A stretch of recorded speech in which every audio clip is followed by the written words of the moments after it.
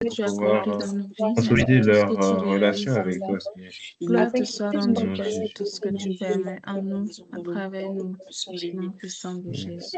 Merci beaucoup. Merci, Père. Disposés à recevoir tout Merci ce pour que tout ce que tu tu veux fais pour en nous. nous. Merci pour Au nom tout de tes Jésus. Amen. de Jésus. Amen. Amen. Nous allons recommander la séance, chacun de nous, que ce moment soit un moment enrichissant pour tout, dans le nom de Jésus. Amen. Père, merci pour nos vies. Que ce moment soit conduit par ton esprit, sous ta protection, que tout soit entre tes mains, au nom puissant de Jésus. Merci pour tout ce que tu fais. Merci pour tout ce que tu Afin que accomplis. chacun de nous Au nom puisse puissant de Jésus. Tout Merci ce pour qui va tout ce que tu nous accomplis. déranger, quelconque personne parmi nous. Merci Jésus. Merci Jésus. Au nom de Jésus, nous avons prié. Amen. Amen. Soyez bénis. Donc, on va partager un petit peu ensemble nos expériences du mois passé. Ça fait un mois qu'on ne s'est pas vu. C'est sûr qu'il s'est passé beaucoup de choses partout où on était. Donc, on va juste raconter peut-être quelque chose qui nous concerne, comment a été notre mois, comment on s'en est tiré, et puis rendre grâce à Jésus finalement pour comment est-ce qu'il nous a gardés à travers tout ce que nous avons traversé les dernières semaines. Donc, si je veux commencer, je dirais que moi, mon mois a été quand même intense. Euh, J'arrive à la fin du mois sans avoir réalisé que j'ai traversé un mois, tellement ça a été vite. J'aurais aimé que ça soit plus lent, mais par la grâce de Jésus, j'ai réussi à traverser tout ça. Ça a été vraiment à la course, beaucoup de défis que j'ai dû gérer au niveau du travail surtout. Mais par la grâce de Jésus, ça y est, c'est fini. La session est finie et puis on va pouvoir se donner une petite pause dans les semaines à venir. Donc, je rends grâce à Jésus de m'avoir donné la force, la sagesse de gérer toutes les situations que j'ai rencontrées pendant le mois qui est passé.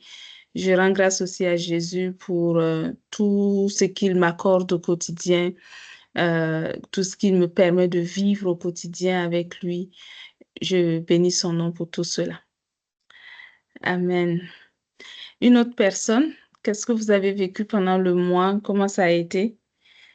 Est-ce que ça a été à la course aussi comme moi ou pour vous a été un peu plus relax? Vous avez même profité de vacances?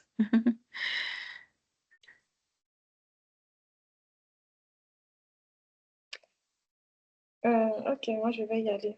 Bon, moi c'était aussi la course. Moi je suis vraiment fatiguée. Là, c'est comme si quand la journée finit là, je suis même pas sûre que demain je vais tenir, mais bon. Ouais. Je m'appuie sur Jésus et ça va. Et le Seigneur me fortifie. Donc je veux lui dire merci de me fortifier au jour le jour. Même si je ne sais pas demain ce qui m'attend, quand même il me donne la force de traverser la journée. Amen. Sois fortifié. On va prier à la fin pour nous tous. Ouais. Oui, Roland. Ok, moi, je vais me lancer. Je vais rendre grâce à Dieu pour le mois. En gros, tout s'est bien passé. Et je vais aussi en profiter de l'occasion pour partager quelque chose. Ok. Il y a une personne qui m'a raconté une histoire, comme quoi il y a une de ses proches qui faisait face à une situation dans son foyer. Et après avoir jeûné, prié et fait tout ce qu'elle savait, comme elle n'en pouvait plus, elle a décidé de s'évader en allant peut-être dans un concert ou peut-être s'amuser avec ses amis. Je raconte l'histoire parce que il y a 2 ou 3 points que je voulais souligner où je voulais peut-être faire juste un rappel. C'est que il peut arriver que dans la Bible, on a vu des personnes qui ont jeûné qui ont fait 3 jours de jeûne, 21 jours de jeûne et ils ont eu des résultats immédiats. Okay? Et nous, notre expérience peut être différente. On peut se mettre dans une posture où on jeûne, on prie, 3 jours, 21 jours, on va même dans les retraites, que c'est ce qu'elle avait signifié, elle allait dans les retraites et on ne voit pas de résultats. Mais ici, c'est de voir Dieu comme quelqu'un qui est souverain. Dieu n'est pas à notre ordre, en fait. Dès qu'on doit jeûner, on doit s'attendre à un résultat. Il décide de répondre quand il veut et comment il veut. Et c'est lui qui décide toutes choses, en fait. Et ça, c'est le premier des choses que je voulais signifier. Aussi, elle a dit que après avoir fait tout ça là, donc elle, pour elle, la solution, c'est de s'évader. Et c'est cela aussi que je vois que la foi, c'est la patience, en fait. C'est-à-dire, foi, c'est patienter jusqu'à ce que tu vois le résultat s'accomplir. C'est être patient et ne pas vouloir rentrer dans d'autres choses, mais c'est de patienter à ce qu'on espère de Dieu se manifeste dans notre vie. Et patienter, c'est attendre dans sa présence, pas attendre d'autres choses, mais dans sa présence. C'est vraiment important, c'est ce que j'ai compris pendant que la personne me racontait l'histoire. Amen. Ça, c'est important. Sois béni. C'est une histoire qui est très touchante, qui est très, très vraie, en fait, en tout. Juste le petit point que je vais te rajouter, Roland, c'est que quand le Seigneur te donne ce genre d'enseignement, you have to get ready. Donc, voilà. Mais c'est plutôt de bonnes choses, c'est qu'il te prépare aussi en même temps à ce qui t'attend devant, pour te donner des outils pour que justement, quand tu fais face à ce genre de situation, tu ne te décourages pas, tu ne te démoralises pas, mais au contraire, tu te souviens justement de toutes ces choses et puis tu réalises que tu dois aussi avoir le courage de patienter parce qu'en bout de ligne, tout ce qu'il dit s'accomplit, tout ce qu'il a comme plan excellent pour chacun de ses enfants, sans exception, se réalise toujours. Donc, sois béni, c'est une vérité pour nous tous et c'est quelque chose qu'on ne doit jamais oublier. Amen. Un autre partage? Oui, moi je vais prendre le relais. Je remercie le Seigneur pour beaucoup de choses, mais là, aujourd'hui, je voudrais le remercier pour tout ce qu'il a mis en place pour moi, autour de moi. Donc, les personnes qu'il a mis autour de moi. Déjà, ma femme, qui m'accompagne dans beaucoup de choses, spirituellement aussi. Et donc, je voulais le remercier pour ça, parce que il a créé les conditions, en fait, pour que je puisse vraiment grandir aussi spirituellement sur plusieurs aspects. Donc, je rends grâce à Dieu pour ça parce que je serais dans d'autres conditions, en fait, ça allait être beaucoup plus compliqué. Donc ça, peut-être que ça, on va dire que ça va de soi, mais non, ça ne va pas de soi parce que, voilà, je veux le remercier pour ça. Donc, voilà. Donc, entre autres, à part ça, il y a beaucoup d'autres choses que je le remercie. Mais aujourd'hui, je le remercie pour ça. Amen. Sois béni. Amen. Sois béni aussi. Amen. Un autre partage?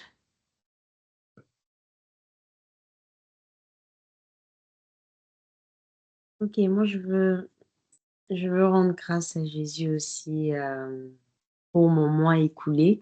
Donc pour moi, c'était pas forcément, j'ai pas senti forcément la course, mais j'ai vécu certaines pressions après avoir pris certaines décisions, certaines résolutions.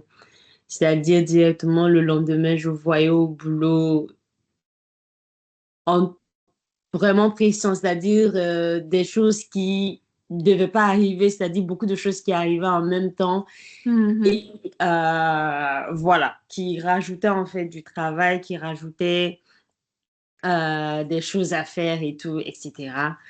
Et au début, je me rappelle d'une journée en particulier où c'est comme si je suis arrivée le matin, il y a eu ça, il y a eu ça. C'est une journée qui s'est enchaînée sur genre chaque 2 secondes que je finis de gérer ça, on me dit il y a autre chose. Et comme mon métier, c'est un peu gérer les urgences, gérer les gens, gérer des situations. Donc, quand il y a un événement ou quelque chose qui arrive, en fait, même si tu as du travail administratif posé, tu laisses ça pour aller courir et faire. Donc, j'ai passé toute la journée à courir. Et le soir, en voulant fermer, finalement, je suis restée jusqu'à la fermeture de ma salle et en voulant fermer, la porte refusait de former. Une porte qui avait un problème au niveau de la serrure, mais qu'on venait de changer, qui était toute neuve et qui de plus c'est que quand on a changé la serrure, tout le monde disait, mais ça se ferme tellement facilement maintenant. Et c'est le soir où moi je dois fermer là où la serrure ne bouge pas. C'est même pas que c'est difficile, ça bouge absolument pas, on peut pas fermer. Et j'étais là comme ça, j'ai dit waouh, c'est une journée, mais. Et c'est comme si j'avais oublié en même temps que, ben, si j'ai pris des résolutions, que j'ai décidé de changer certaines choses, ben il peut avoir, c'est pas tout le temps, mais dans certaines circonstances, il peut avoir que le lendemain, voilà, il peut avoir des pressions. Le diable peut permettre certaines choses, faire certaines choses juste pour que tu oublies facilement ou en tout cas que ce que tu as résolu de faire là, ça te passe par la tête et tout. Et donc, c'est comme si à un instant, j'étais là, je disais, non, pas la porte encore, genre, il est 22h, je veux rentrer à la maison, pas ça encore. Je me suis calmée, puis j'ai dit, je me suis juste calmée, j'ai regardé la porte. Les gens, mes collègues étaient en train de forcer et tout. Moi, je suis juste restée derrière. J'ai dit vraiment, je détruis tout au nom de Jésus. J'ai commencé à prier et je me suis calmée, je suis partie. J'ai essayé une solution et puis ça s'est refait, mais je suis partie. Et je suis rentrée à la maison, j'ai dit, faut vraiment pas oublier que en tant qu'enfant de Dieu, on est dans un monde spirituel et que même si on se rend pas compte, c'est pas tout le temps, mais faut rester attentif dans le discernement et certaines choses, ça peut vraiment être spirituel et pas juste physique et tout. Donc, ça m'a rappelé ça et tout. Et le lendemain, il n'y a eu aucun souci. Jusque maintenant, la porte se ferme normal. Donc, c'était la transition pour la soirée et tout. Mais ça m'a rappelé que voilà, il y a certaines choses, si on a la conviction, si le Seigneur nous met, ou en tout cas on voit en tant qu'enfant de Dieu, on discerne que là, ça peut ne pas être juste, rien n'arrive au hasard déjà. Donc, on doit toujours rester attentif et être prêt à, voilà, la prière, c'est, c'est un élément qui nous accompagne, c'est notre vie, c'est notre quotidien. On ne doit pas hésiter, s'il le faut, à utiliser les armes spirituelles que le Seigneur met à notre disposition. Et donc, je rends grâce à Jésus de mettre toutes ces ressources à notre disposition, de nous accompagner, de ne pas hésiter à nous rappeler parfois quand, voilà, nous, on peut dans, voilà, les urgences et tout oublier certaines choses. Mais le Saint-Esprit est là pour nous rappeler, pour nous accompagner, pour nous conduire. Donc, je rends grâce à Jésus pour son accompagnement au quotidien. Amen. Sois béni. Amen. Sois béni. Peut-être la seule chose que je rajouterais, c'est que en réalité, c'est pas quand tu prends une résolution que le diable va faire quelque chose. Dès l'instant que tu as donné ta vie à Jésus, tu es plongé dans une guerre avec le diable. Donc, cette guerre, elle est là en tout temps. Toi, tu peux oublier qu'elle était là parce que toi, tu étais concentré ailleurs ou voilà. C'est-à-dire, peut-être pendant quelque temps, tu as eu l'impression que tu étais au-dessus de tout, donc rien ne te dérangeait, mais en réalité, on est plongé dedans en tout temps. Et c'est juste qu'il y a des moments où il y a des attaques un peu plus ciblées, il y a des événements un peu plus, peut-être plus marquants qui nous font réaliser qu'on était vraiment dedans, mais on a toujours été dedans. Donc, il ne faut jamais l'oublier, justement, qu'on est dans une situation de combat. Mais la réalité, c'est vrai, c'est que au quotidien, parfois, on a envie de, un peu comme ce que Anita disait là, juste avoir la force, la paix, la tranquillité pour quelques instants. Et donc, on a envie de se débarrasser de ce sentiment de lutte permanente, mais en réalité, ça ne part pas. Donc, bon courage, ma chère Sophia. Et bon courage à nous tous parce qu'on est tous embarqués dans le même bateau. Amen. Sois béni. Ouais. Amen. OK. D'autres partages? Moi, je vais prendre la parole. Oui. En fait, je peux dire que je rends grâce à Jésus d'être encore sur pied en ce début de mois. Après, je peux dire les 3 derniers mois qui étaient particulièrement très intenses sur le plan professionnel, sur le plan personnel, avec beaucoup de projets urgents et importants, avec des obligations de résultats. Donc, qui mettaient énormément de pression au point où à certains moments, on est dans un état de burn-out complet, quoi, avec un épuisement professionnel, psychologique. Donc, ce n'était pas du tout facile à traverser. Et voilà, j'ai su compter sur l'appui de la prière pour être vraiment à flot. Et maintenant, depuis le 1er août, je peux dire, je suis en vacances sur le plan professionnel. C'est vrai qu'il y a d'autres obligations personnelles qui sont là, mais sur le plan professionnel, déjà, c'est déjà bien d'avoir déposé ce fardeau et de souffler. C'est d'ailleurs ce qui me permet de me joindre avec vous aisément aujourd'hui. Ce n'était pas les mois écoulés.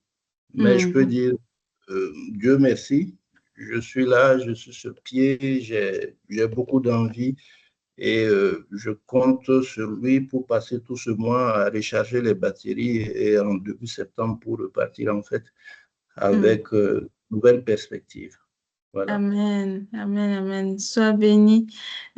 Récemment, j'écoutais la radio GF et puis j'ai réécouté l'histoire de Gédéon avec les 32 000 personnes qui se sont joints à lui pour la bataille. Vous vous rappelez de l'histoire quand je vais dire le Seigneur, même si à l'époque la notion de Jésus n'existait pas, mais lorsque Dieu a parlé à Gédéon, dans l'Ancien Testament, l'histoire, on montre que Gédéon a publié un appel pour que des personnes se joignent à lui pour aller en guerre contre l'adversaire qui tourmentait le peuple d'Israël. Et quand il a lancé l'appel, il y a eu d'abord 32 000 personnes qui se sont jointes à lui. Et dans 32 000 personnes, Dieu a trouvé que c'était trop de monde. Donc, le premier test qu'il a mis en œuvre, c'était le test de la peur. Ceux qui ne savaient pas trop pourquoi ils étaient là, ils ont entendu, ils ont été zélés au début, mais finalement, après réflexion, ils sont plus trop sûrs. Donc, Dieu a dit, tous ceux qui doutent, tous ceux qui ont peur, tous ceux qui hésitent, ils n'ont qu'à retourner chez eux. Et après ça, environ 22 000 personnes sont parties, donc il en est resté 10 000. Donc, un tiers de ceux qui avaient quitté au départ. Et on en vient au point maintenant. Le deuxième, c'était le test, on va dire, un peu comme je dirais du focus. Donc, ils ont marché une certaine distance et ils sont arrivés. Donc, après la fatigue, l'épuisement, le découragement peut-être de la bataille qui était plus dure que ce qu'ils avaient imaginé au début, ils sont arrivés à un point d'eau et certains se sont jetés sur l'eau. Ils ont oublié qu'ils étaient en guerre. Et Dieu a utilisé ça pour faire un tri. Il a dit, tous ceux qui ont lapé l'eau, donc tous ceux qui ont gardé à l'esprit qu'ils étaient en guerre, ils devaient être alertes. Ils pouvaient être surpris à tout moment par un adversaire. C'est ceux-là qui iront au combat. Et ils n'étaient que 300. Donc, pour revenir à votre histoire, Augustin, c'est un peu ça. Donc, quand on sort d'une situation qui est difficile, qu'on arrive devant, on a comme un petit moment de répit. La tentation d'oublier d'oublier ce qui est vraiment important, en fait, tombe rapidement, vient rapidement en ligne de compte. Donc, et il faut faire attention à ce niveau-là, justement, à ne pas oublier l'essentiel. Quand on se repose, oublier l'essentiel, quand on profite d'un ouf de soulagement parce qu'on a souffert pendant un long moment. Donc, je vous encourage à vous reposer, à profiter de tout ce que vous avez et en même temps que vous le faites, à garder à l'esprit la mission première de ce que vous cherchez à accomplir sur la terre, la mission première, l'objectif premier que vous vous êtes donné, qui n'est pas forcément de réussir dans votre travail, certainement, mais qui va certainement au-delà de cela, une mission que certainement vous et le Seigneur connaissez, mais n'oubliez pas les choses les plus importantes même quand vous êtes en train de vous reposer. Je dirais c'est un peu ça une des leçons de l'histoire de Gédéon. Et à la fin, les 300 personnes qui ont eu le courage, enfin pas le courage, mais qui ont traversé, qui ont surmonté ces deux tests, ce sont ces 300 personnes qui ultimement sont allées en guerre et ont remporté la victoire. Donc pour nous, c'est c'est un bon message qu'il faut surmonter ce type d'obstacle-là pour ensuite arriver à une étape où on va pouvoir être victorieux réellement. Donc, soyez bénis. J'aime beaucoup l'histoire de Gédéon. Moi, c'est une de mes histoires. Dans l'Ancien Testament, c'est une de mes histoires préférées. Et c'est quelque chose que j'aime beaucoup garder à l'esprit. Donc, de réentendre ça dans la radio, ça m'a beaucoup fait plaisir. Et puis, ça m'a aidé à garder à l'esprit une chose que j'espère ne jamais oublier. OK. Donc, Monsieur Paulet nous indiquait que sa connexion n'est pas très, très bonne. Je ne sais pas s'il pourra parler, mais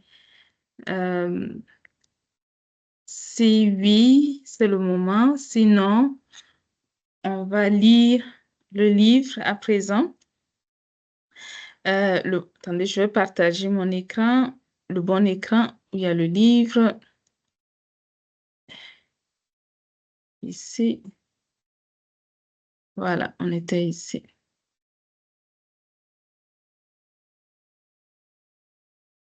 Je vais faire ça.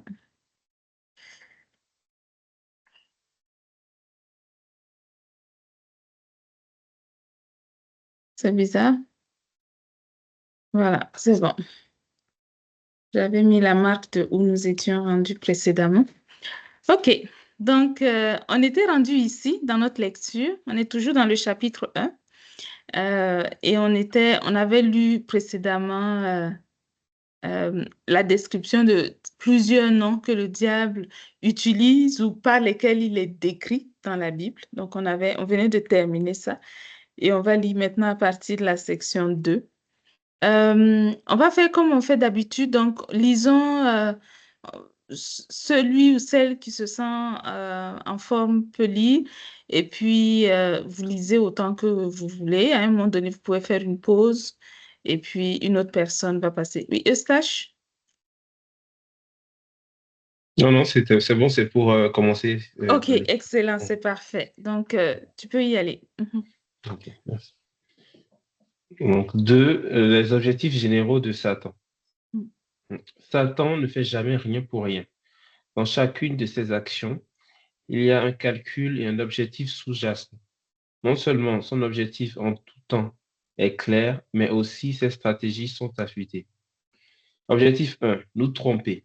Le diable veut bien nous induire en erreur, si cela est possible, afin de nous éloigner de Jésus et de sa volonté. Regardons cet exemple au sujet d'une femme médium. Actes chapitre 16, versets 16 à 18. Comme nous allions au lieu de prière, une servante qui avait un esprit de python et qui par ses divinations procurait un grand profit à ses maîtres, vint à notre rencontre. Elle se mit à nous suivre, Paul et nous, et criait, « Ces hommes sont les serviteurs du Dieu très haut, et ils vous annoncent la voie du salut. » Elle fit cela pendant plusieurs jours. Paul, excédé, se retourna et dit à l'esprit, « Je t'ordonne, au nom de Jésus-Christ, de sortir d'elle. » Et il sortit à l'heure même. Dans cet exemple, on voit un démon appelé esprit de Python pousser une femme à proclamer des paroles, à l'apparence vraies et inoffensives. En communiquant la vérité par la bouche de cette femme, il crée autour de cette dernière une atmosphère de confiance qui poussera ses concitoyens à faire confiance à tout ce qu'elle dira. Ainsi, même lorsqu'elle mentirait plus tard, personne ne douterait plus de ses paroles, car tous auraient en mémoire le souvenir de toutes les fois où sa parole fut authentique. Il n'y a rien de pire qu'un menteur faisant semblant de dire la vérité. Ces paroles inspirées de Satan n'étaient pas agréables aux oreilles de Paul, et elles ne devraient pas l'être pour nous non plus. Paul n'était pas intéressé à écouter un témoignage, même apparemment favorable, inspiré du royaume des ténèbres. Peut-il arriver que Satan dise quelque chose de vrai? Oui, mais n'oubliez jamais qu'il reste un spécialiste du mensonge. il a plus de chances de dire des mensonges que de dire la vérité. Même quand il dirait une part de vérité, ce serait dans le but de gagner votre confiance afin par la suite de vous mentir et de nous mentir et nous tromper. Il ne dira jamais la vérité pour nous conduire à Jésus. En conséquence, si vous rencontrez un agent de Satan, vous aurez moins de chances de vous tromper en considérant qu'il ment toujours que de supposer qu'il dit peut-être la vérité. Objectif 2. Nous utiliser pour sa gloire. En d'autres circonstances, Satan va nous parler afin de nous révéler les plans qu'il a pour nos vies. Pour lui, nous ne sommes que des pions à déplacer afin de servir la cause de son royaume, peu importe le coût que cela représente pour nous. Ainsi, lorsque le diable entre en communication avec une personne, il tentera de lui montrer comment elle doit agir afin pour lui être agréable. Comme le diable ne connaît pas l'amour, ce sera par l'intimidation et les menaces qu'il incitera quelqu'un à aller dans la direction qu'il lui montre. Objectif 3, nous détruire. J'ai entendu un enfant de Dieu dire une fois, si vous pensez que le diable est un lion qui n'a pas de dents, vous vous trompez. Je me permets de reprendre ces paroles d'une grande sagesse. Et je vous confirme que le diable a bien et bien des dents. Il vous dévorera si vous vous offrez en cadeau. Les ambitions de destruction de Satan sont clairement démontrées dans la Bible. Elles sont aussi démontrées à travers nos expériences individuelles. Apocalypse 12, verset 12. C'est pourquoi réjouissez-vous, cieux, et vous qui habitez les cieux. Malheur à la terre et à la mer, car le diable est descendu vers vous, plein de fureur, sachant qu'il a peu de temps. 1 Pierre 5, versets 8 à 9. Soyez sobres, veillez. Votre adversaire, le diable, rôde comme un lion rugissant, cherchant à dévorer. Résistez-lui. Résistez-lui ferme en la foi et sachez que les mêmes souffrances sont imposées à vos frères dans le monde. Satan cherche à nous maintenir dans ces chaînes d'esclavage aussi longtemps que possible. Si l'occasion se présente, il n'hésitera pas à nous détruire. Pour créer cette opportunité, il utilise des ressources telles la chair pour créer en nous diverses faiblesses. Cela souligne l'importance cruciale de se débarrasser de tout ce qui est du diable que nous garderions encore en nous. Ce que nous refusons d'ôter de notre vie sera le piège que Satan ne manquera pas d'exploiter contre nous en temps opportun.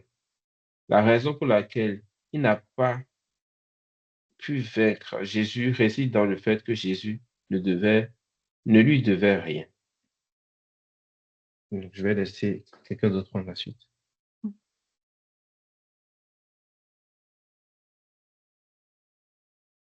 Ok, je vais continuer. Ok. Ces agents, les faux prophètes. La Bible nous met en garde contre ceux qui sont qualifiés de faux prophètes. Qui sont-ils? Ce sont avant tout des personnes qui véhiculent un message reçu de Satan ou inspiré de lui, différent de celui authentique provenant de Jésus. Pour tromper les enfants de Dieu, ces faux prophètes pourraient venir vers eux avec des signes extérieurs de foi et d'attachement à Jésus, bien qu'étant pervertis à l'intérieur. Afin, si possible, de nous séduire, ils nous communiqueront des messages qui, comme ils l'espèrent, feront plaisir à notre chair. 2 Timothée 2, versets 1 à 5. Sache que, dans les derniers jours, surgiront des temps difficiles, car les hommes seront égoïstes, amis de l'argent, fanfarons, orgueilleux, blasphémateurs, rebelles à leurs parents, ingrats, sacrilèges, insensibles, implacables, calomniateurs, sans frein, cruels, ennemis des gens de bien, traîtres, impulsifs, enflés d'orgueil, aimant leur plaisir plus que Dieu.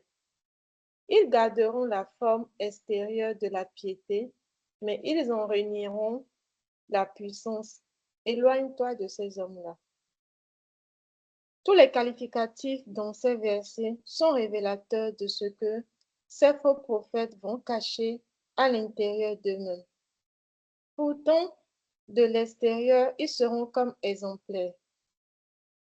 Nous ne devrions donc pas considérer seulement l'apparence pour accorder du crédit à une personne qui se déclare envoyée par Jésus. Cela ne serait pas suffisant. Nous avons aussi et surtout besoin du témoignage du Saint-Esprit en nous.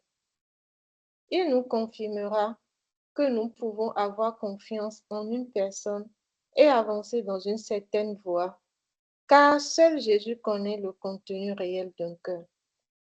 Que l'apparence soit favorable ou non, ce qui nous fait avancer avec assurance doit être la parole et la conviction de Jésus en nous. Deutéronome 13, verset 2 à 4. S'il se lève au milieu de toi un prophète ou un visionnaire qui t'annonce un signe ou un prodige, et qu'il y ait accomplissement du signe ou du prodige dont il t'a parlé en disant, rallions-nous à d'autres dieux, des dieux que vous ne connaissez pas, et rendons-leur un culte. Tu n'écouteras pas les paroles de ce prophète ou de ce visionnaire, car c'est l'Éternel, votre Dieu, qui vous met à l'épreuve pour savoir si vous aimez l'Éternel, votre Dieu, de tout votre cœur et de toute votre âme. Matthieu 24, verset 24. Car il s'élèvera de faux Christ et de faux prophètes. Ils opéreront de grands signes et des prodiges au point de séduire, si possible, même les élus.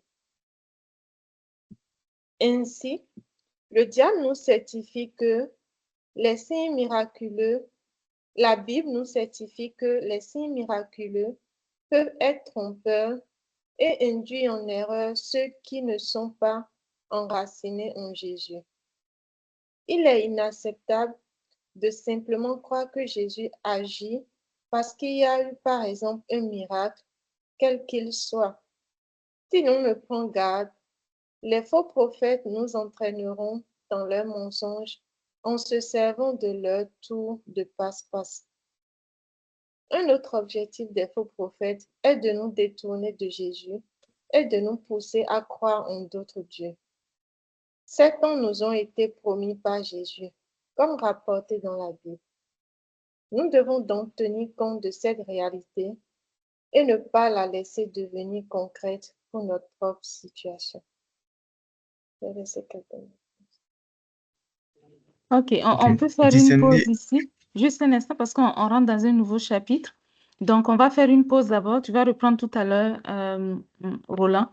Mais est-ce qu'on peut d'abord conclure sur la lecture que l'on a fait du premier chapitre, ce qu'on a lu aujourd'hui, ce qu'on a lu jusqu'à maintenant, qu'est-ce que l'on retient? Tous ensemble. Je vais juste refaire le partage. Okay. Voilà. Moi, je peux commencer. Oui, allons-y. Ok, donc ce que moi j'ai retenu, c'est le côté trompeur du diable. Donc, c'est dans sa nature, en fait, de tromper, de mentir. Et ça, nous devons l'avoir constamment à l'esprit. Donc, l'exemple de Paul et de la prophétesse est vraiment quelque chose qui est marquant. Bon, en tout cas, moi, ça m'a beaucoup marqué. Ça montre que ce n'est pas parce que donc des vérités ont été dites par telle ou telle personne que forcément tout ce qui a été dit est vrai déjà et vient de Dieu en tout cas. Donc, le Saint-Esprit devient maintenant la clé pour vraiment discerner ce qui vient de Dieu ou pas en nous, enfants de Dieu. Donc, ça me conforte dans l'idée que nous, aujourd'hui, en tant qu'enfants de Dieu, nous devons à 100% nous baser sur la voix du Saint-Esprit pour justement discerner ces mensonges, cette tromperie que le diable pourrait utiliser pour nous tromper, pour nous séduire et nous détourner en fait de notre chemin. C'est ce que moi j'ai retenu. Amen. Sois béni. Amen. Merci pour le partage. Merci. Une autre personne? Moi, j'ai retenu que tous les messages qu'on reçoit ne viennent pas systématiquement de Dieu. Même si nous sommes enfants de Dieu, nous pourrions recevoir des messages qui ne viennent pas du tout de Dieu. Donc, nous, Jésus nous a donné les ressources qu'il faut afin que nous puissions faire la part des choses. Et voilà. Ouais. Amen. Ok, moi je retiens en gros que le diable n'est pas là pour nous caresser, quoi.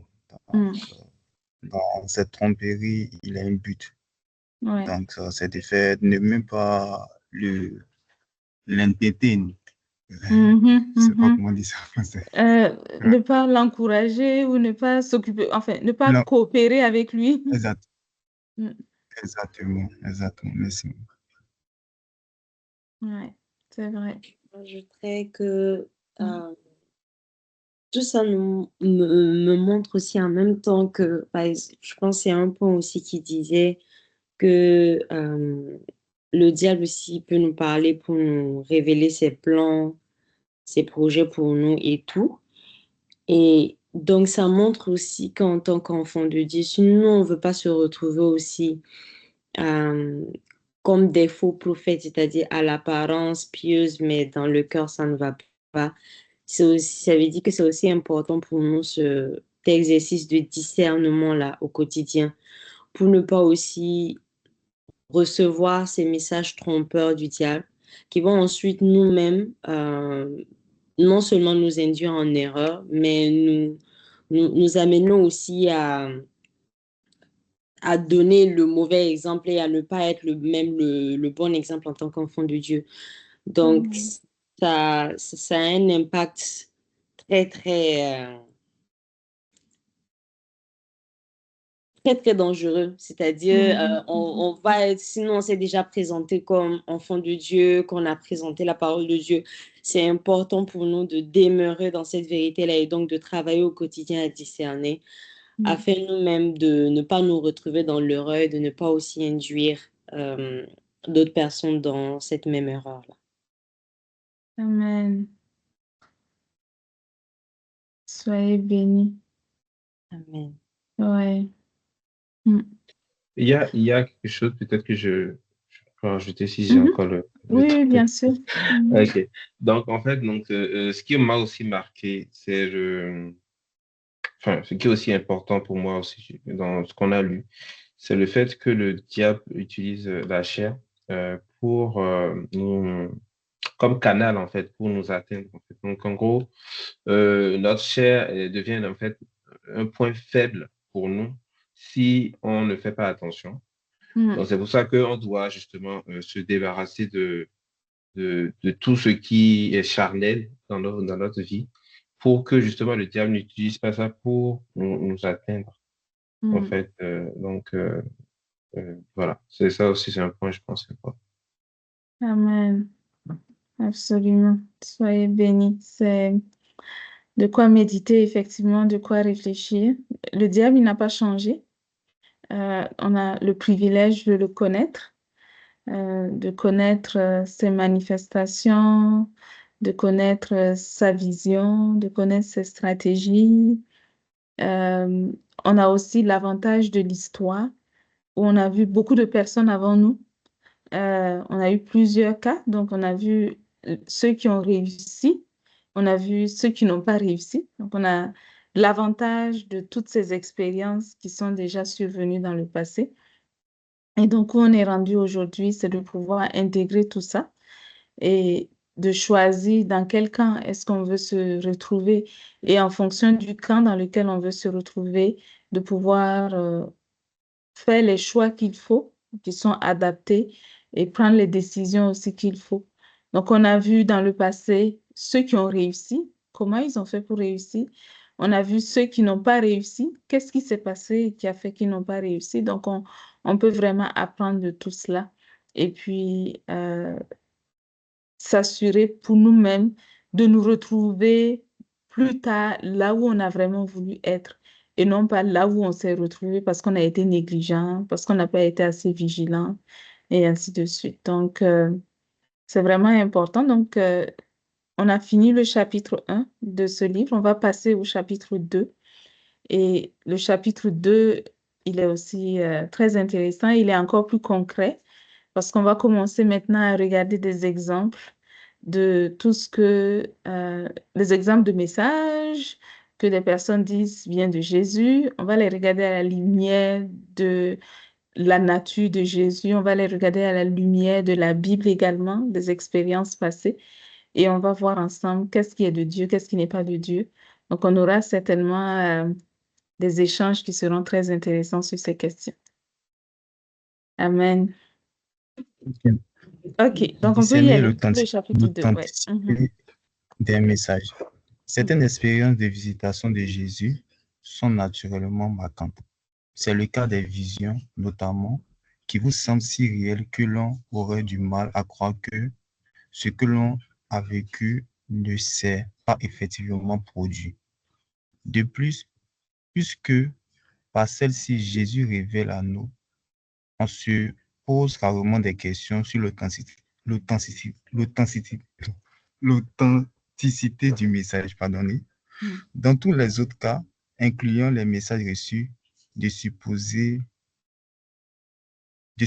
prophètes ou lors des temps de prière, tester un message reçu sera requis pour se rassurer que l'on se trouve sur la bonne voie. La parole reçue de Jésus porte en elle toutes les caractéristiques de Dieu. Pour vérifier si oui ou non un message est susceptible de venir de Jésus ou non, il existe un certain nombre d'éléments que nous pouvons vérifier, ce qui nous apportera une certaine clarté. Tous ces tests ne seront peut-être pas applicables en même temps, mais l'un ou l'autre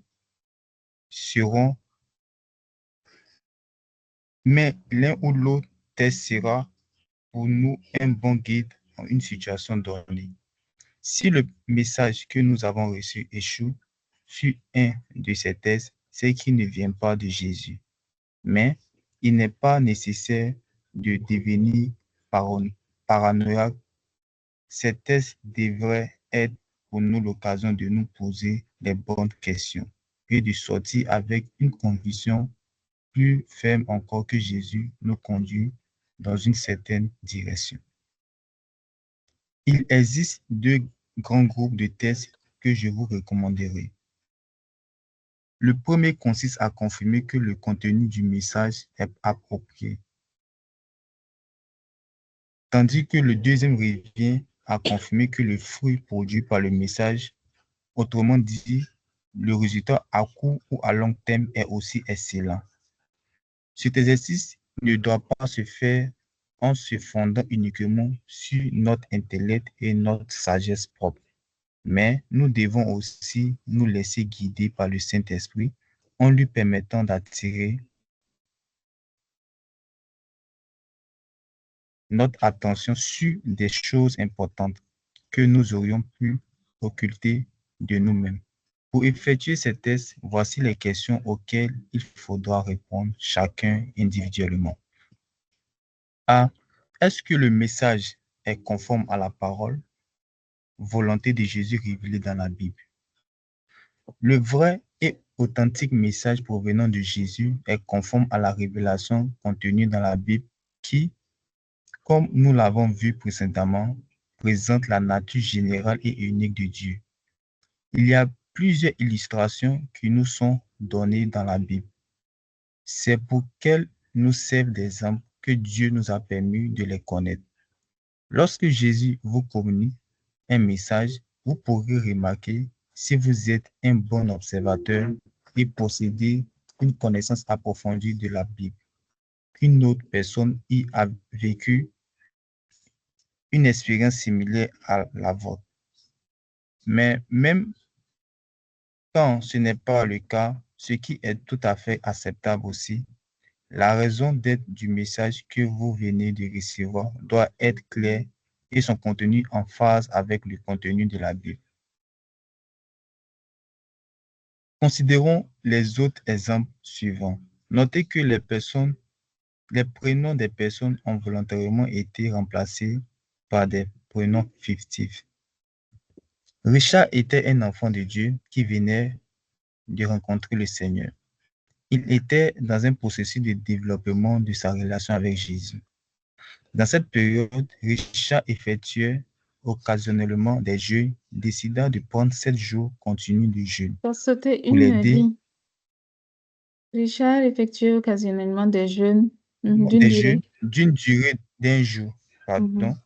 Puis, poussé par le désir de son cœur, Richard décida de prendre 7 jours continus de jeûne pour l'aider à davantage développer sa relation avec Jésus. Lors de sa première tentative, Richard fut incapable d'arriver au bout de ce qu'il s'était engagé à faire. Mais il ne se découragea pas pour autant et essaya une seconde fois. Sauf que là encore, il mit fin à son jeûne après seulement 3 jours, tourmenté par la faim. Le lendemain, alors qu'il se rendait à son travail, Richard fit un accident qui détruisit en partie certains de ses biens et le blessa légèrement.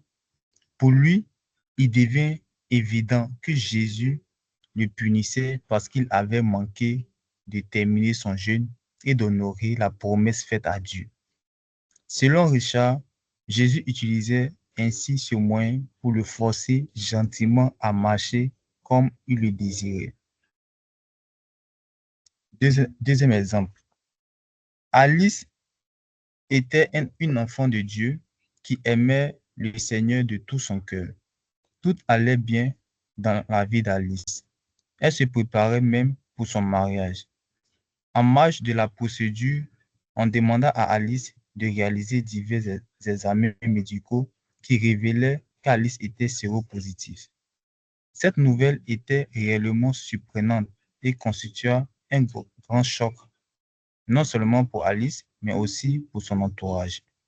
Alice ne comprenait pas comment cela avait pu se produire et surtout se demandait pourquoi une telle chose lui tombait dessus à un moment si critique.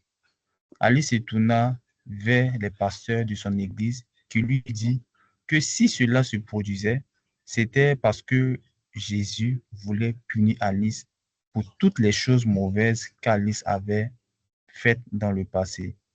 Quand Alice n'était pas encore enfant de Dieu. Pardon. En effet, à ce moment-là, Alice avait eu une vie tourmentée.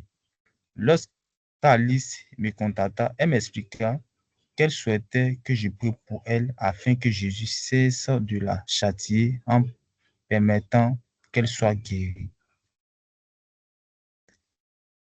J'expliquais à Alice. Faisons une pause ici. Qu'est-ce que vous pensez de cette histoire, ces deux histoires déjà, vous-même? Qu'est-ce que vous pensez? Peut-être certains connaissent déjà les histoires, mais pas tout le monde. Qu'est-ce que vous en pensez? Avez-vous déjà vous-même entendu des récits pareils dans vos entourages?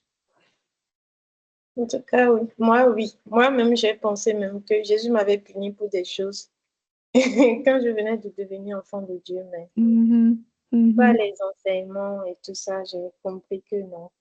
C'était pas l'objectif de Jésus. Ouais.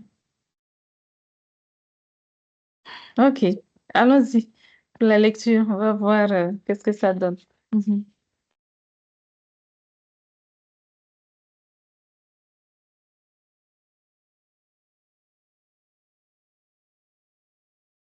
Roland, tu veux poursuivre? Je peux continuer. Je lisais sans mon micro. Ah, ok, d'accord. J'expliquais à Alice et à Richard que s'il est vrai que Dieu corrige ses enfants, il est erroné de penser et de déclarer que Dieu les punit, puisqu'aucun verset de la Bible ne nous montre une telle chose. Je tentais de leur démontrer à tous deux que le désir de Jésus était de les fortifier et secourir de tous les défis auxquels ils faisaient face, comme il le fait aussi pour tous ses autres enfants. Ce message qu'Alice avait reçu de ses pasteurs s'opposait de manière flagrante à la volonté de Jésus démontrée dans la Bible. De même, la conviction qui était née en Richard était totalement fondée sur la sagesse humaine et se retrouvait donc très éloignée de la volonté de Jésus. En comparant ces deux messages censés venir de Jésus avec ce qui est contenu dans la Bible, on peut se rendre immédiatement compte que Jésus n'en est pas l'auteur. Dieu va te punir, Dieu va te punir, Dieu va te frapper, Dieu te maudit. Tous ces messages ne sont pas conformes à la volonté de Jésus pour les enfants de Dieu, décrits dans la Bible. Serge était un enfant de Dieu qui venait de s'engager avec le Seigneur, mais il venait de loin. Ayant été dans le passé exposé à différentes théories et divers messages supposément inspirés de Dieu. Un jour que Serge se trouvait dans sa chambre, il sentit le désir de prier. Pendant qu'il s'y attelait, il sentit sa main trembler. En s'appuyant sur sa connaissance antérieure de ce que devait être la manifestation de l'Esprit de Jésus, il eut le réflexe de prendre une feuille et se retrouva à gribouiller des choses. Quand l'exercice s'arrêta, Serge avait en main une feuille avec des signes et des dessins principalement linéaires, en apparence incompréhensibles. Mais Serge était convaincu que ce texte était un message venu de Jésus pour lui, selon ce qu'il avait entendu dans le passé. Lorsque Serge me contacta, c'était simplement pour me demander de lui interpréter ce qu'il avait écrit.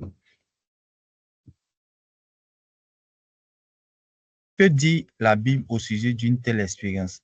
Quelqu'un en a-t-il déjà vécu une chose semblable? C'est dans l'Ancien Testament, lors du festin donné par Belshazzar. Une main humaine apparut et écrivit sur le mur un texte. Mais le texte était bel et bien lisible et compréhensible, puisque Daniel put le lire et le comprendre lorsqu'il le vit. De plus, la main qui écrivit dans cette histoire n'était pas celle d'un homme naturel. En regardant dans la Bible, on se rendra compte qu'un moyen de communication semblable à celui que Serge a exprimé ne vous a jamais été présenté. Par ailleurs, de vous à moi, quel serait l'intérêt de Jésus de communiquer un gribouillis que personne dans notre environnement ne pourrait lire et comprendre? De plus, si Dieu est plus excellent que nous, je m'attends à ce que l'écriture sous sa direction et son impulsion soit plus belle et plus excellente que celle que nous-mêmes pourrions exprimer tout seuls. Si on écrit toujours aussi mal, ou même plus mal, c'est que ce n'est pas Dieu, dès le départ, qui nous a animés. Enfin, mentionnons qu'il aurait été plus simple pour Jésus de dire à Serge ce qu'il voulait lui dire ou encore de lui faire écrire ce qu'il voulait lui dire de façon claire. Je laisse la parole à quelqu'un d'autre. Bon, je peux continuer? Oui, allez-y. Ok. Armel faisait face à de graves problèmes familiaux. Son fils, autrefois doux et respectueux, avait brusquement changé, devenant impoli et voyou, ce qui la laissait désemparée. Parallèlement, Armel souffrait d'une maladie dont aucun médecin n'avait pu identifier la cause. Cette situation la poussa à consulter des féticheurs et des marabouts et, ultimement, à rejoindre des groupes de prière pour demander la guérison divine. Un jour, lors d'une séance de prière, une prophétie fut communiquée à son sujet par une personne qui ne la connaissait pas et qui ignorait les détails de sa situation. Cette prophétie indiquait que la source des problèmes de son fils était un objet portant une écriture spécifique cachée dans sa chambre. De retour chez elle, Armelle entreprit de fouiller la chambre de son fils et découvrit un objet inconnu portant une inscription similaire à celle mentionnée dans la prophétie. Elle le prit et le détruisit. Cependant, la situation de son fils ne s'améliora pas significativement. Armelle continua ses investigations et découvrit l'identité de la personne qui avait offert cet objet en cadeau à son fils à son insu. Elle conclut qu'il s'agissait certainement d'un sorcier qui était passé par l'objet pour nuire à son enfant. Désespérée, elle me contacta pour demander comment vaincre ce sorcier et obtenir la délivrance de son fils. Selon elle, d'autres féticheurs et marabouts qu'elle avait consultés précédemment avaient tous confirmé qu'un sorcier, membre de sa famille, était à l'origine de ces problèmes, affectant à la fois sa santé et le bien-être de toute sa famille. Que dit la Bible à ce sujet? Il est essentiel de comprendre que la parole de Jésus s'accomplit toujours de manière complète et parfaite. Lorsqu'une révélation prétendument issue de Jésus ne se réalise qu'en partie, cela prouve qu'elle n'est pas de lui. Dans le cas d'Armelle, si la prophétie initiale était authentique, la destruction de l'objet aurait dû régler le problème de manière définitive. Le fait que cela ne soit pas arrivé confirme que cet objet n'était pas la cause des difficultés. Bien que la supposée prophétie puisse contenir des éléments véridiques, elle n'est pas d'origine divine. De plus, les sorciers ne représentent pas une menace pour un enfant de Dieu qui a donné sa vie à Jésus et qui s'appuie sur le Saint-Esprit au quotidien. Ils n'ont aucun pouvoir et ne peuvent en aucun cas nuire à un enfant de Dieu. Spirituellement, il est vrai que vous serez confronté aux œuvres du diable à un moment ou à un autre. Cependant, le nom de Jésus est tout-puissant. Par lui, vous avez toujours l'avantage sur toutes les œuvres du diable et cette vérité ne souffre d'aucune contestation, même de la part de Satan. Le fait que des féticheurs et marabouts agissant sous l'autorité du diable confirment certains éléments de la révélation est un autre signe évident qu'Armelle doit être méfiante. Jésus nous rappelle qu'il est crucial de ne pas écouter ni de prêter attention à leurs paroles, car leur but est de gagner notre confiance pour ensuite nous éloigner de la vérité et de la protection que nous offre notre foi. Voici une autre expérience vécue par Amanda. Amanda est originaire d'un pays de l'Afrique centrale et n'avait jamais eu l'opportunité de rencontrer son père biologique. En fait, pendant toute sa vie, sa mère avait toujours refusé de lui dire qui était son père et cela engendrait en Amanda une immense frustration. Le jour où je rencontrais Amanda pour la première fois, je lui parlais de Jésus, de son amour et de son rôle de père pour nous. J'expliquais à Amanda que Jésus désirait avoir une relation personnelle avec chacun de ses enfants et n'hésitera pas à communiquer avec elle dans le contexte de cette relation. Amanda avait du mal à réaliser que Jésus, dans sa grandeur et sa puissance, puisse accepter de parler à un humain comme elle. Elle désirait bien cette expérience, mais ne se doutait pas que cela lui serait accordé si rapidement. Lorsqu'Amanda et moi nous séparâmes, la nuit était déjà avancée et Amanda se mit directement au lit pour dormir. Dans la nuit, Jésus parla à Amanda. La première chose que Jésus fit a été de faire lever Amanda de son lit, de lui dire de prendre une feuille et un stylo afin d'écrire tout ce qu'il lui dirait.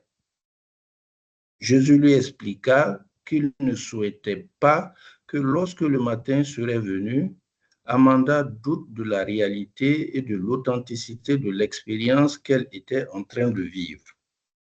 La connaissant, Jésus préférait qu'elle garde une trace de ce qu'elle avait vécu dans la nuit qui lui confirmerait qu'elle n'avait pas juste fait un rêve.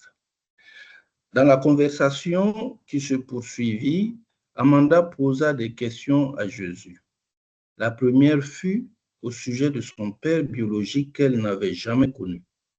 Amanda demanda à Jésus de lui dire ce que sa mère n'avait jamais voulu lui dire. Certes, Jésus lui donna des éléments généraux, mais surtout, Jésus lui expliqua qu'elle devait plutôt désormais voir Dieu comme son Père, placer sa confiance en lui et ne plus se laisser ralentir par les limites que la société et le monde lui imposaient en raison de son statut terrestre. Amanda sortit de cette expérience en joie, convaincue que Jésus l'aimait et prendrait soin d'elle. Sa foi en a été stimulée et son attachement à Jésus solidifié, bâti sur le fondement que représente l'amour de Jésus pour elle. Elle comprenait très bien le bien fondé du texte qu'elle tenait dans sa main et aucun aspect du message de Jésus pour elle ne lui paraissait étrange. Cela nous montre que pour recevoir de Jésus, on n'a pas besoin d'être ou de devenir un abruti intellectuel, de subir des choses que l'on ne pourrait pas comprendre avec notre cerveau.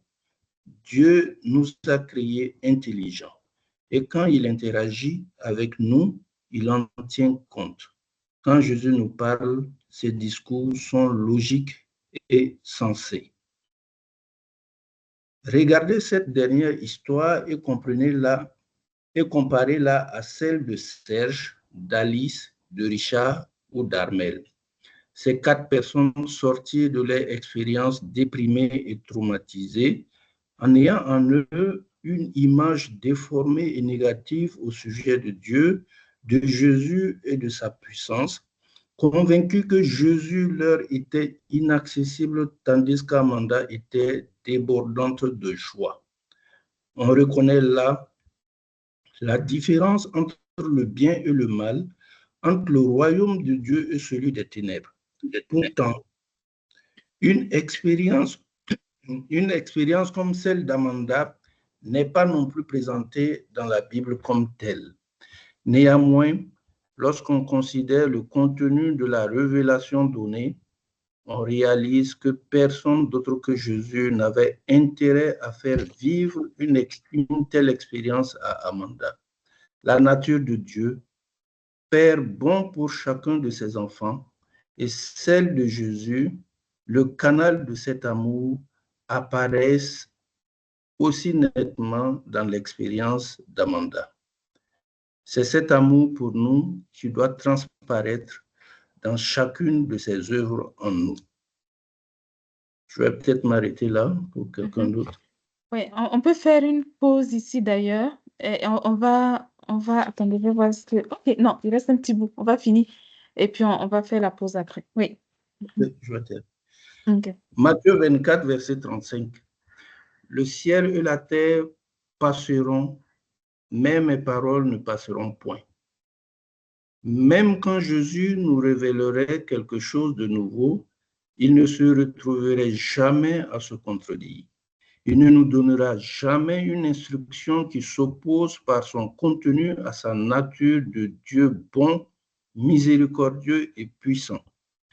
Les convictions qui naissent facilement dans le cœur des humains peuvent être empreintes de la sagesse humaine et de leur culture.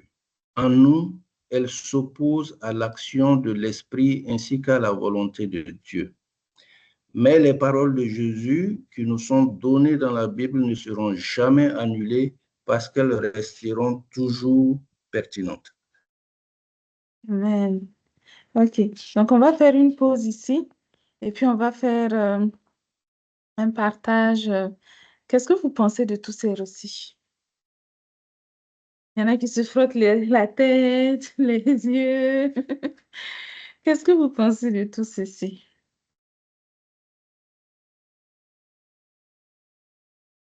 Ok, moi je vais partager un peu mon ressenti.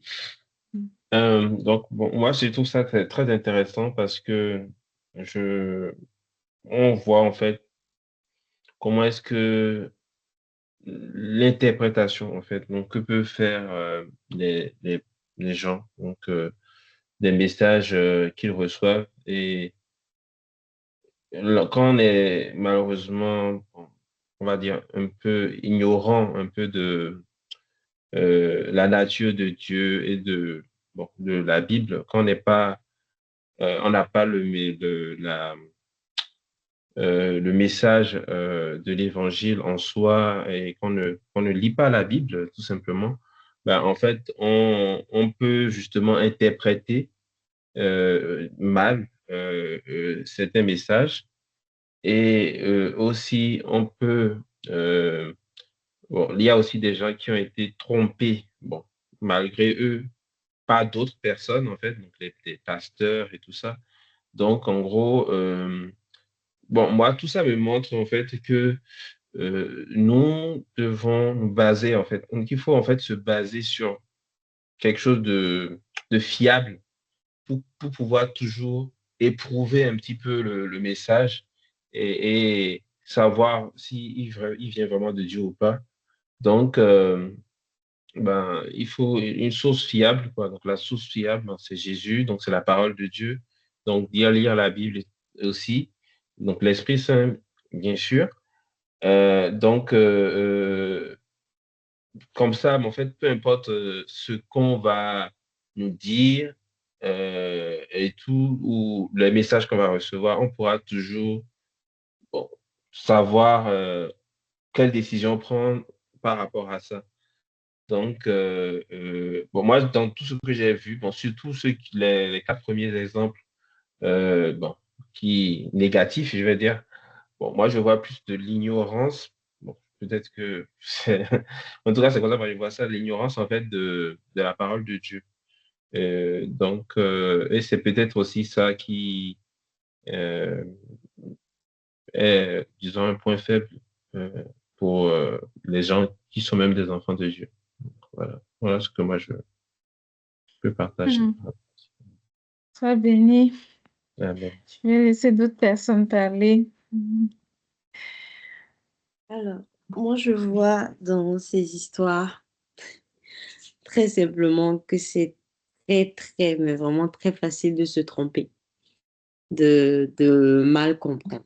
C'est-à-dire, il ne faut pas qu'on ait l'impression que peut-être ça va être difficile parce que dans les 4 cas, on peut, en tout cas, moi je sais que dans les 4 cas, je me suis déjà retrouvée dans certains cas, comme par exemple où on voit facilement que Dieu nous a punis parce qu'on n'a pas réussi à faire quelque chose. Quand on vient de donner sa vie à Jésus, on a toujours cette impression que même si on sait qu'on est sauvé par la foi, en tout cas, moi, au début, j'ai eu l'impression que ben, les œuvres comptaient, que si tu ne faisais pas correctement une certaine œuvre, que peut-être Dieu ne t'a même pas dit de faire, que toi-même tu t'es levé avec tes 2 pieds pour dire que tu vas faire. Tu as l'impression que si tu ne réussis pas, Dieu sera derrière avec un bâton, ou en tout cas, Dieu ne serait pas content, ou que ça va retirer quelque chose dans ta relation avec Dieu. Et quand je dis c'est facile de se tromper, c'est pas pour dire que c'est pour autant que c'est justifiable. C'est-à-dire que euh, on a toujours l'opportunité. Quand on regarde, en regardant simplement la Bible dans ces situations-là, ces personnes, même en parcourant, même en ayant entendu quelques histoires, pouvaient, si elles rentraient en elles, pouvaient retrouver la vérité, pouvaient comparer et voir que c'est pas, voilà, c'est pas conforme à la volonté de Dieu. Donc, quand je vois que c'est facile, ça montre à quel point c'est important pour nous de vraiment prendre le temps de discerner, de ne pas se laisser aller à tout ce qui vient, de ne même pas, quand je regarde par exemple l'histoire de celle qui est partie, on lui a dit il y a quelque chose qui était caché et tout, ben, quand ça commence à devenir, comme on a mentionné, Dieu est intelligent, quand ça commence à devenir des choses où tu vois qu'il y a beaucoup de réflexions, c'est tordu, c'est pas très clair. euh, c'est important de se poser les bonnes questions, de ne pas juste suivre l'apparence, de ne pas juste suivre les paroles, de ne pas juste suivre une tendance. Donc, je retiens vraiment de ces histoires-là comment facilement, si on ne fait pas attention, si on ne prend pas le temps de discerner, d'analyser, de faire attention à tout ce qu'on entend, tout ce qu'on peut croire de Dieu, comment on peut facilement mal comprendre et voilà, mal interpréter un message de Dieu et se tromper totalement, quoi. Mm. Amen. Sois béni. Amen. D'autres partages? Oui, je vais me permettre de faire un partage. En fait, Mhm. ces histoires m'ont beaucoup interpellé parce que j'en ai vécu de similaires et je côtoie aussi des personnes qui sont dans des situations aussi similaires. Ce que moi je peux remarquer, c'est que le plus souvent, c'est dans la détresse aussi que le diable arrive, en fait, avec ses propositions et ses promesses.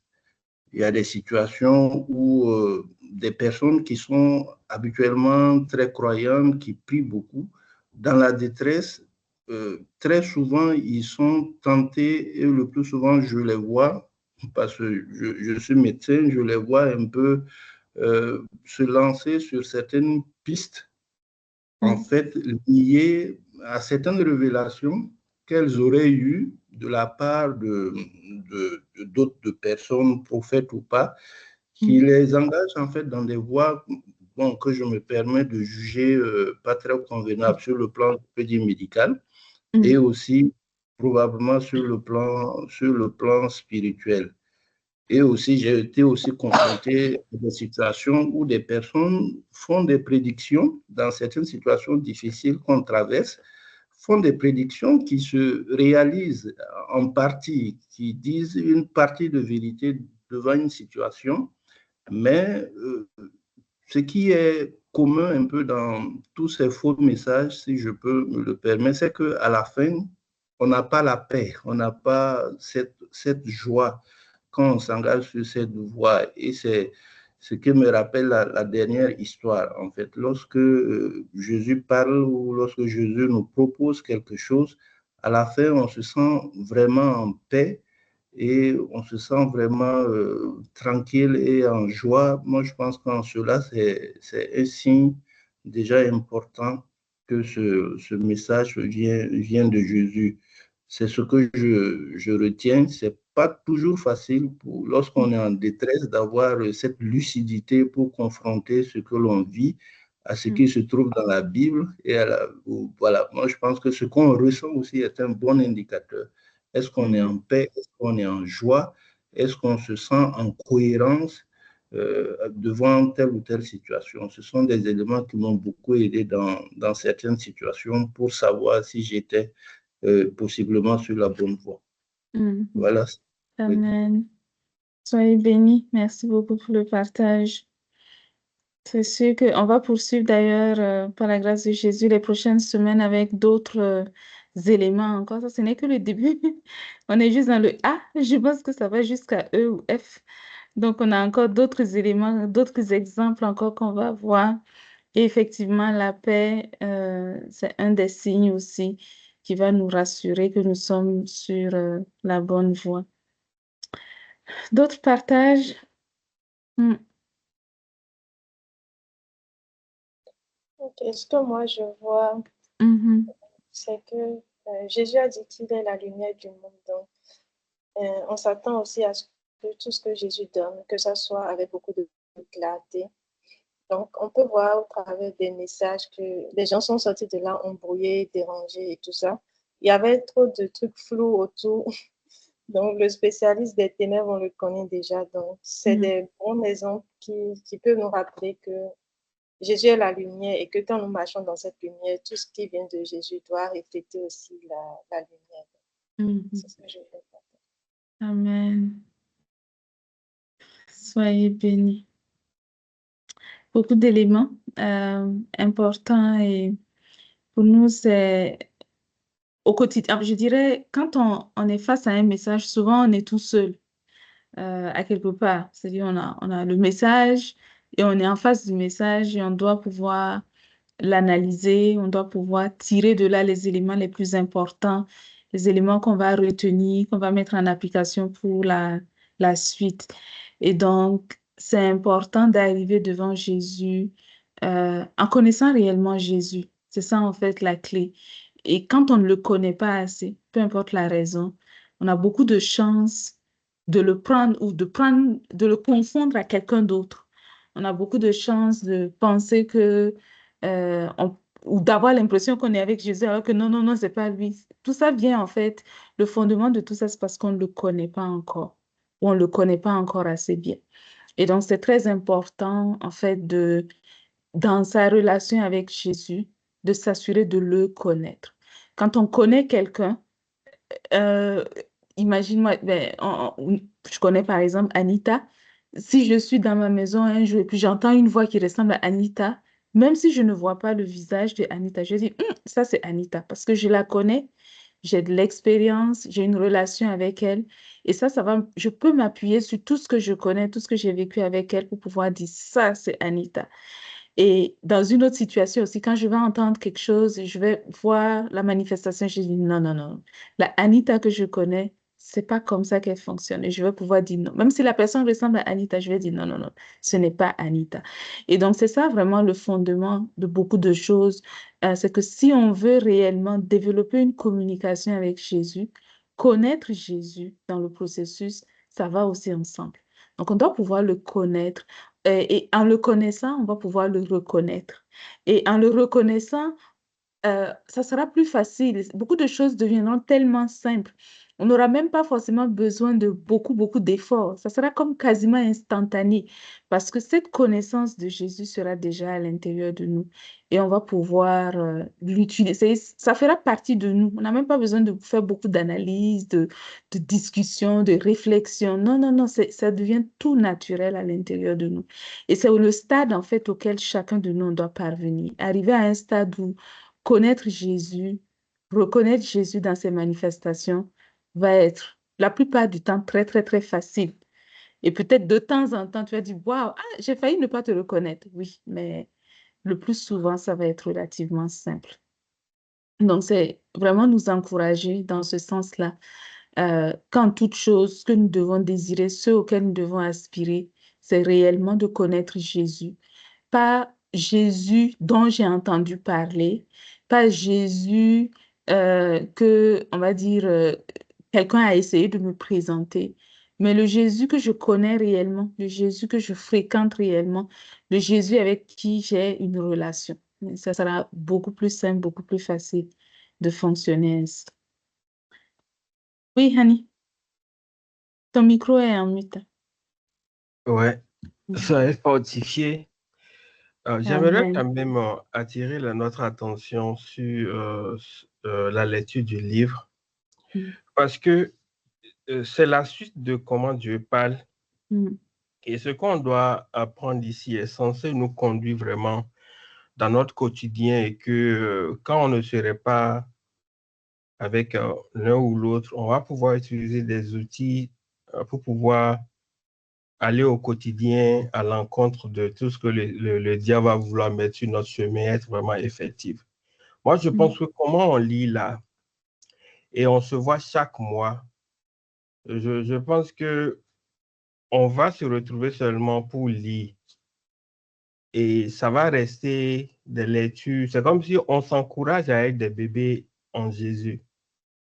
Moi, je pense que comme c'est un mois on fait avant de se voir, Josiane, en tant que leader, peut nous dire, voilà, de telle partie à telle partie, on va lire avant de se rencontrer.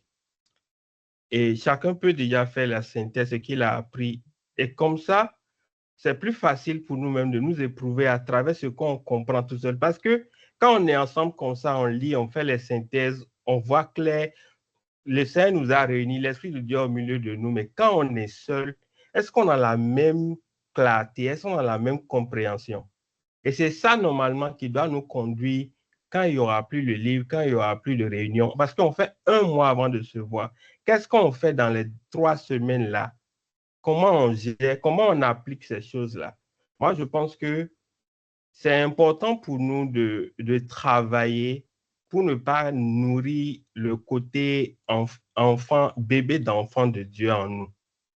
Parce que quand on est en train de lire comme ça, c'est vrai, on est connecté, on va gagner, on va comprendre. Qu'est-ce qu'on va faire de ça après?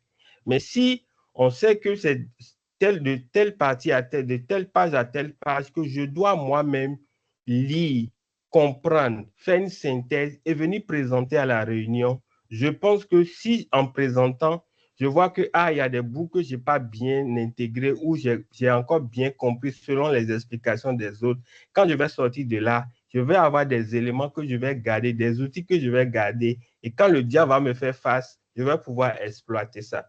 Sinon, quand on va quitter ici, l'attention que le Seigneur me met, c'est qu'on sera encore seul et on va se dire, dans un mois, on va se regrouper pour bouffer encore. Et cette image-là, on est en train de s'encourager à être des bébés spirituels. Peut-être pas tout le monde ne restera pas, mais ça peut être une opportunité pour certains parmi nous, peut-être qui ne sont pas bien ancrés, de demeurer quand même toujours comme ça. Donc moi, je pense que j'attire l'attention pour que si on est d'accord, c'est de revoir notre stratégie là.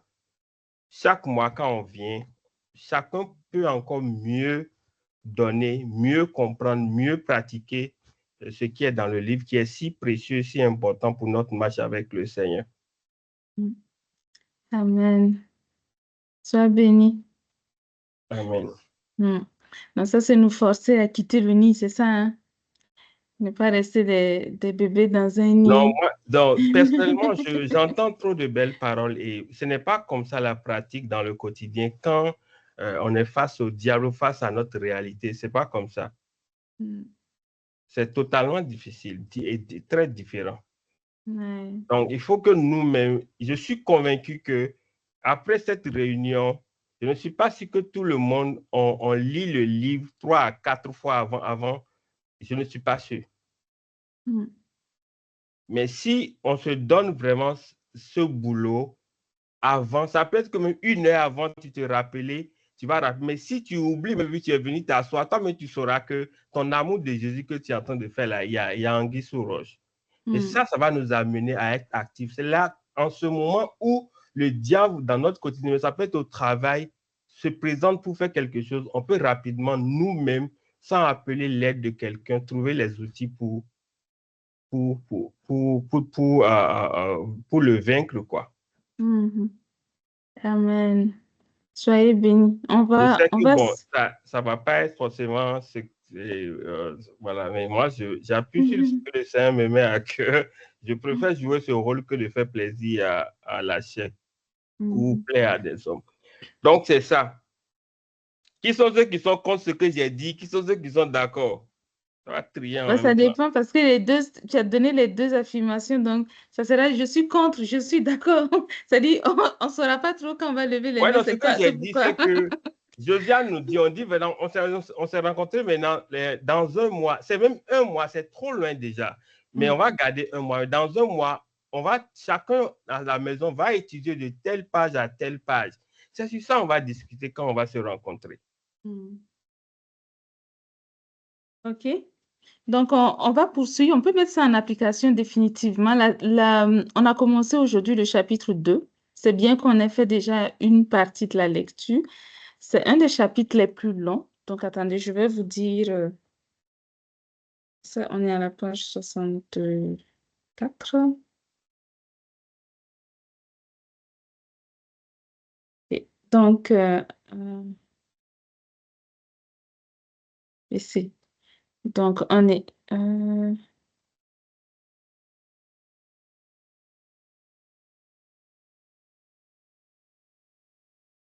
OK. Donc, je pense qu'on peut se donner l'objectif de lire le reste du chapitre 2. Donc, le reste du chapitre 2 pour le mois prochain. Et donc, quand on va venir, on va pouvoir poursuivre les partages. Qu'est-ce qu'on a compris nous-mêmes, comment on a été touché. En tout cas, toutes les questions que tu poses là, on peut déjà rapidement se dire, quand j'ai lu ça, j'ai compris ça, j'ai compris, voilà, dans mon quotidien. Donc, on peut déjà faire ça et on va le présenter pour aller relire. Là, ça va être vraiment quelque chose que chacun aurait fait, c'est dit, s'appuyer sur le Seigneur et puis comprendre. Absolument. Donc, ce qu'on pourra facilement faire, c'est que pour faire les bilans, on peut les faire peut-être section par section. Donc, quand vous allez lire le point B, qu'est-ce que vous avez retenu? On pourra le partager et ensuite on va voir le point C. Quand on l'a lu, qu'est-ce qu'on a retenu et ainsi de suite. Donc, l'objectif, ça sera de lire tout le chapitre 2. Donc, on a déjà fait le A, on est quelque part ici, à la page 56. Et donc, ce sera de le lire jusqu'à la fin, qui est quelque part peut-être vers la page 94. Ça va, ça vous convient? Ce n'est pas un trop gros objectif. Qui sont ceux qui veulent lapider l'aîné? Non, Anita, tu veux me lapider? Tu n'étais pas là au début parce qu'on a commencé dans nos partages et on a montré que pour plusieurs, le mois qui est passé a été quand même assez éprouvant. Donc, c'est ça qui est arrivé. Ok, donc Anita, tu peux me lapider, pourquoi? Parce que tu nous as insulté de bébé d'abord, avant de parler. Il ne fallait pas dire ça.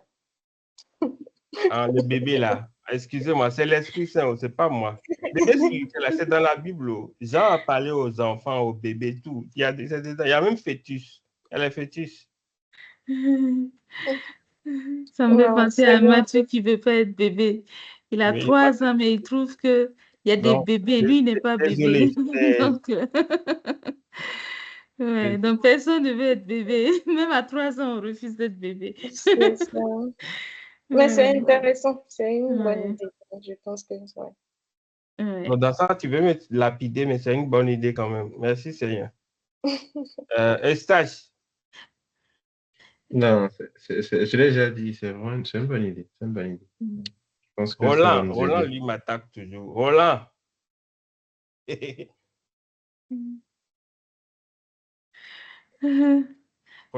Allô, c'est bon, c'est bon. Bon.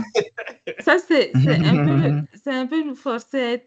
C'est sûr que certaines personnes le faisaient déjà, j'en suis convaincue, mais c'est un peu forcer tout le monde à s'impliquer davantage, à prendre peut-être encore plus au sérieux la lecture et réaliser que c'est vraiment pour notre bien. Un peu comme ce que je disais, c'est le message, quand on le voit, c'est nous face à un message.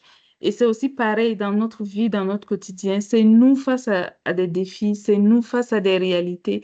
Et à ce moment où on est en face de ces situations, on est tout seul. On n'a pas une personne à côté de nous, forcément, sur laquelle on va s'appuyer. On est livré à nous-mêmes. Donc, c'est important qu'on apprenne à fonctionner déjà, même quand on est seul, même quand on n'est pas entouré, qu'on soit capable de remporter nos victoires, qu'on soit capable de relever nos défis. Tout ça, c'est vraiment important. Tout ça, c'est vraiment important. Soyez bénis, c'est bon? On va faire ça pour le mois prochain. Et on va prier. On va d'abord dire merci à Jésus pour le privilège que l'on a aujourd'hui encore, qu'il attire notre attention sur des choses qui sont si importantes. Comme on a vu, plusieurs ont été induits en erreur parce qu'ils ont mal compris, un peu comme Lorraine disait, ils ont mal compris certaines choses. Pas forcément qu'ils étaient mal intentionnés, mais ils se sont quand même retrouvés dedans pour différentes raisons. Mais le Seigneur nous fait la grâce aujourd'hui d'avoir compris tout cela. Et si on comprend aujourd'hui, c'est pour ne pas c'est-à-dire, on n'est pas appelé à vivre, nous, ces situations encore. Ça doit être définitivement fermé pour nous. Et on doit devenir aussi des sources de lumière pour toutes les autres personnes que nous allons côtoyer, que nous allons rencontrer dans nos vies. Donc, on va dire merci à Jésus pour ce privilège que l'on a d'avoir compris ces choses si rapidement. On va lui dire merci pour son œuvre dans nos vies. Prions au nom de Jésus. Père, merci pour nos vies qui sont entre tes mains. Merci pour ta faveur, merci pour ta grâce, merci pour ton œuvre excellente en nous. Je bénis ton nom pour comment est-ce que tu nous as éclairés, que tu nous as donné le privilège de comprendre aujourd'hui que tu as des plans excellents pour nous. Tu veux communiquer avec nous, certes, mais quand tu communiques avec nous, c'est pour nous dire des choses qui en valent la peine, pour dire des choses qui sont vraies. Et même si le diable essaie et tente plusieurs choses, nous avons la responsabilité de le détecter et de ne pas succomber, de ne pas tomber dans les pièges qui dressent devant nous à chaque instant au nom de Jésus. Merci de nous avoir éclairés, de nous avoir donné de connaître cette vérité. Merci de nous avoir aussi mis en nous le Saint-Esprit, de nous avoir donné la sagesse, la capacité de remporter des victoires en toutes circonstances au nom de Jésus. Merci aussi d'attirer notre attention sur le fait que nous sommes appelés à progresser, nous sommes appelés à grandir, à devenir meilleurs à chaque fois et de ne pas nous complaire, de ne pas nous satisfaire, de rester dans un statut, on va dire, de base où on ne progresse pas, où on n'évolue pas, au contraire. Merci pour tout ce que tu fais dans nos vies. Béni sois-tu pour tous tes bienfaits au nom de Jésus. Amen. On va dire merci aussi à Jésus pour chacun de nous. Comme on a dit, on est nous tous, chacun, appelés à développer notre communication avec Jésus. On est appelés à le connaître et à savourer chaque instant avec lui. On va prier au nom de Jésus que la connaissance que nous avons acquise, que cette connaissance-là reste gravée en nous pendant toute notre vie, que ce soit une vérité qui ne nous quitte jamais et que ces acquis-là nous permettent de marcher avec assurance, de cheminer avec assurance dans tout, on va dire, toutes les dimensions de nos vies. Prions au nom de Jésus.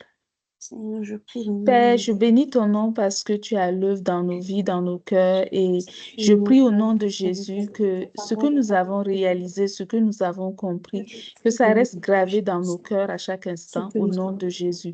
Je prie que seule ta volonté soit faite en nous. Je prie que seule ta gloire soit manifestée en nous. Je prie que rien de ce que le diable met en œuvre dans nos vies, dans nos cœurs, ne fonctionne.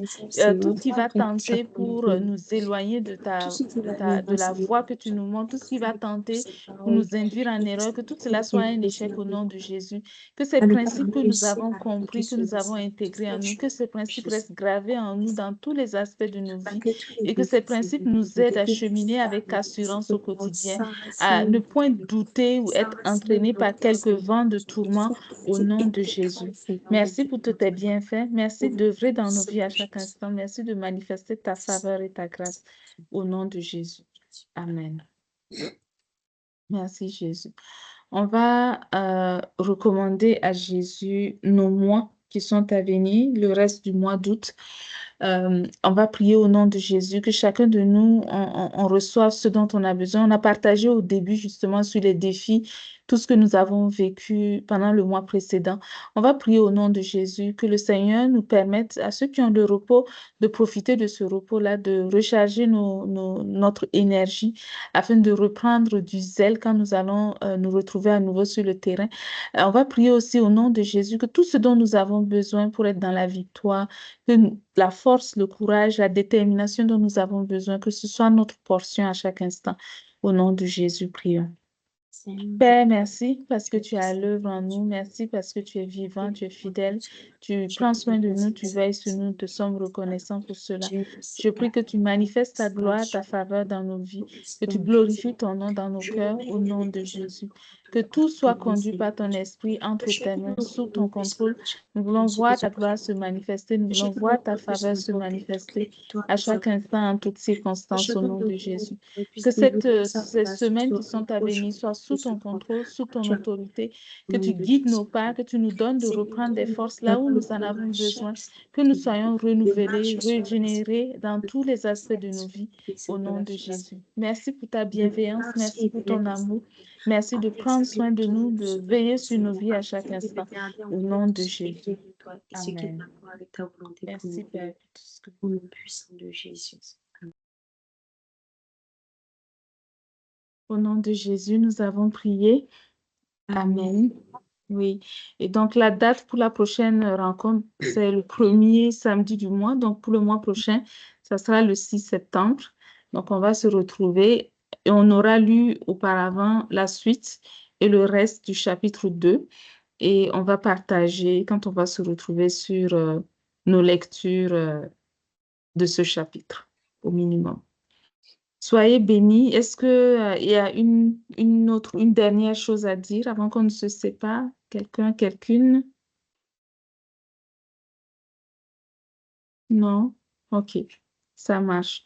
Donc, rendez-vous donc la prochaine fois, mais on n'est pas obligé d'attendre aussi forcément longtemps. N'oubliez pas qu'on a plusieurs plateformes par lesquelles on peut communiquer. On a WhatsApp, on a oui, WhatsApp, on a les réseaux sociaux aussi, où on a plusieurs activités qui se déroulent.